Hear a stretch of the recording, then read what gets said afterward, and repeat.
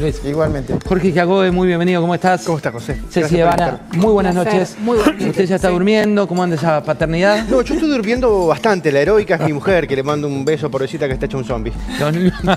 Eso pasa, después, Sí. después se cicatriza. Se acomoda, ¿no? A los 4 meses ya uno vuelve a dormir. Números que tengas así calentitos, solo te llama el título. Un montón, un montón. Tenemos imagen, cómo cierra Milei el año, cómo quedan las otras imágenes de las personas más importantes del arco político. Te voy a mostrar también algo que tiene que ver con aprobación social de la reforma laboral, expectativas de la gente. Hay que tener cuidado con eso porque puede ser una bomba, José. Y finalmente, si querés, revisamos AFA. AFA, y me das el pie perfecto para hablar de corrupción en el fútbol. Vamos a Nacho Grimaldi con un informe de lo que está ocurriendo en ese que es el tembladeral, hoy por hoy, no del fútbol. Tembladeral, Nacho, de la política, contanos. José, se encendieron las alarmas en un organismo de control de la justicia, en la Inspección General de Justicia, la IGJ, que durante la semana conocimos puso la mirada sobre AFA, pero también ahora hay información nueva sobre informes de IGJ en las empresas vinculadas a Ariel Vallejo, el titular de Surfinanzas, aquel hombre que fue denunciado por Arca por presunto lavado de dinero. ¿Qué es la información que confirmó IGJ, su titular Daniel Vitolo? De un listado de 14 empresas vinculadas a Vallejo, ninguna presentó sus balances, sus estados contables a la Inspección General de Justicia, y eso va en contra de las normas. Todavía, aclaran desde el organismo, no pueden intimarlos porque existe una moratoria hasta el año próximo. Pero fíjate vos, en ese listado de 14 empresas se ve muy claramente cómo es la matriz de negocios de Surfinanzas y de Vallejo. Él, a través de sus interlocutores, explica que tienen 3 patas. Por un lado, Surfinanzas, que es una empresa que otorga créditos, es con la que se conectó con el mundo del fútbol, la ves en los torneos de AFA, en camisetas de un montón de equipos de primera. Después está Surfinanzas PSP, que es la denunciada por Arca, que es en la que se movieron a través de ella 818.000 millones de pesos. Y luego las casas de cambio. Entonces, dentro de ese listado es, como te decía, Surfinanzas PSP, pero también hay historias contrapuestas o situaciones disímiles, porque también está una empresa que se llama Cluster Palace Beach, que tal vez el nombre no les suena, pero seguramente cuando les digo este dato van a recordarlo. Es la que tenía a su nombre la Ferrari California negra que los vecinos de Adrogué veían estacionada en la puerta de Surfinanzas en el centro de Adrogué. Pero así como está Cluster Palace Beach, que también es la empresa que utilizó Vallejo para abrir su parador en Villa Gesell, estas no son imágenes que tengan que ver con Vallejo, es de otra investigación, de otra cuestión. Hay otra situación completamente contrapuesta, que es la de la empresa Roncalom o Roncalom, porque vos tenés el lujo con Cluster Palace Beach, pero Roncalom, también vinculada a Vallejo, está en la central de deudores del Banco Central, con la peor calificación posible, calificación 5, que quiere decir situación irrecuperable. Nos pusimos en contacto con Vallejo, nos facilitó distintos estados contables de sus empresas, pero ninguno de ellos tiene el logo o por lo menos sellos o comprobantes de recepción de IGJ. Por lo tanto, ahora el organismo de control que trabaja en la órbita del Ministerio de Justicia también le puso el ojo y se encendieron las miradas sobre una nómina de 14 empresas vinculadas a Vallejo que nunca presentaron balances. Nunca presentaron balances, pero Jorge Giacobbe tiene datos también respecto de cuánto impacta esto, a quién impacta, cómo impacta. Contanos. Absolutamente. Tenemos 2 preguntas. Arrancamos por la placa que la producción quiera. Una tiene que ver con cuánta corrupción hay en el fútbol y la otra es bomba absoluta, que es la nube de palabras para definir al Chiqui Tapia. Si arranca, ahí está, mira.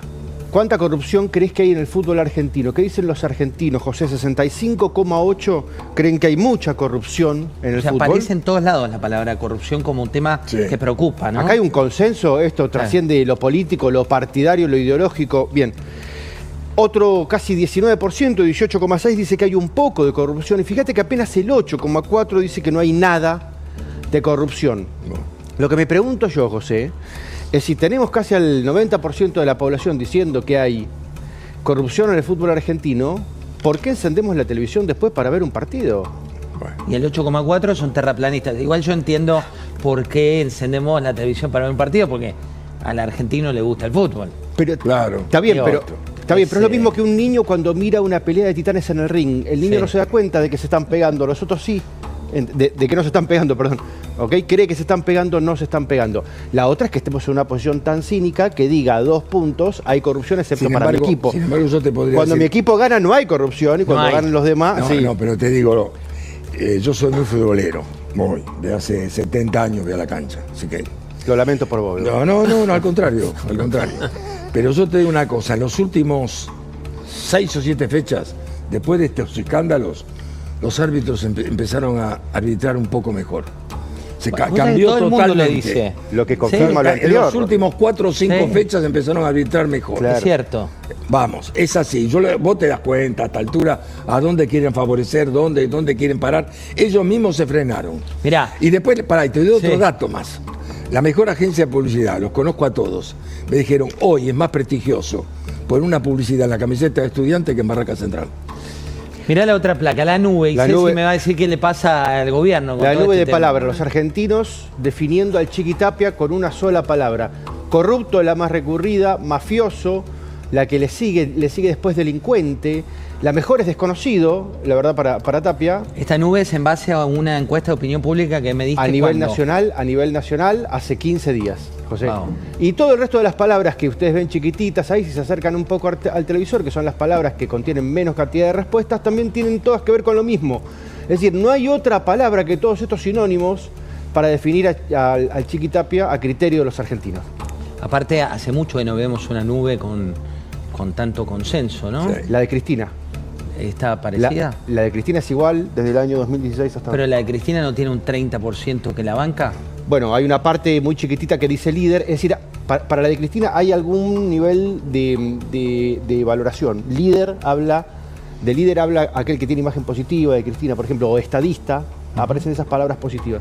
Pero también es corrupta y corrupción y chorra y ese tipo de cosas desde hace muchísimo tiempo, es súper estable el dato, ¿no? Ceci, ¿cómo se vive esto en Balcarce 50? ¿Cómo se vive en Casa Rosada? En Balcarce 50 hubo un cambio muy significativo. Los primeros días después de que fue el escándalo del título para Rosario Central, ahí primero fueron muy cautos. Cuando empiezan a ver lo que pasó, por ejemplo, en el recital de Calamaro, donde la gente insulta a Tapia y piden unos primeros números, la gente que responde a Santiago Caputo, empiezan a ver que efectivamente